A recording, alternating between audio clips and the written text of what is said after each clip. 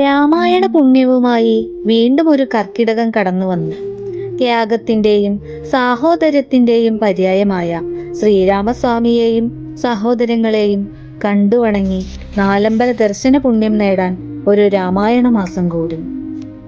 തൃപ്രയാർ ശ്രീരാമസ്വാമി ക്ഷേത്രം, ഇരിങ്ങാലക്കുട കൂടൽ മാണിക്യ ക്ഷേത്രം, തിരുമൂഴിക്കുളം ശ്രീ ലക്ഷ്മണ പെരുമാൾ ക്ഷേത്രം, പായമ്മൽ ശത്രുഘ്നസ്വാമി ക്ഷേത്രം എന്നിവയാണ് നാലമ്പല ദർശന പ്രാധാന്യമുള്ള ക്ഷേത്രങ്ങൾ. നാലമ്പലങ്ങളിലെ ക്ഷേത്ര വിഗ്രഹങ്ങൾ ദ്വാപരയുഗത്തിൽ ശ്രീകൃഷ്ണ ഭഗവാന്റെ പൂജ ഏറ്റുവാങ്ങിയ വിഗ്രഹങ്ങളാണ്.